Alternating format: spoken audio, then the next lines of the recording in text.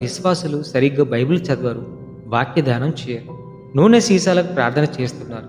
ఒకడు Israel oil అని తైలాభిషేకం అంటున్నాడు, మరొకడు యోర్దాను వాటర్ పవిత్ర జలం అంటున్నాడు, మరొకడు రాళ్ళు తెచ్చి పుణ్యభూమి మట్టి అంటున్నాడు, ఇంకొకడు గుడ్డలు స్వస్థత కర్చీఫ్ అని అమ్ముతున్నాడు.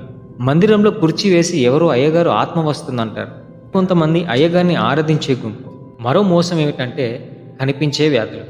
కృంటి, గుడ్డి, కుష్టి రోగాలు బాగు చేయరు. కనిపించని వ్యాధులు, గడ్డలు, నొప్పులు, తల నొప్పులు, బీపీలు, షుగర్లు, కిడ్నీలు, లివర్లు బాగు చేస్తాం అంటారు.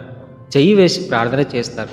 తల మీదనైతే పర్వాలేదు, వేయకూడని స్థలాల్లో చేతులుంచి ప్రార్థన చేయడం గమనార్థం. దేవుణ్ణి అడ్డం పెట్టుకొని లాభం సంపాదించడం చాలా తేలికైనది.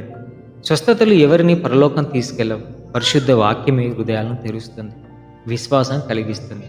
నమ్మి బాప్తిసం పొందినవాడు రక్షింపబడతాడు.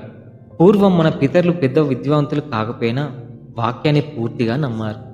నేడు విద్యావంతులు మహాజ్ఞానులమని చెప్పుకునే వారి జ్ఞానం వెరుతలలు వేస్తుంది.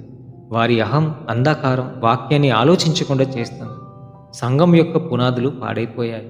రాబోయే తరానికి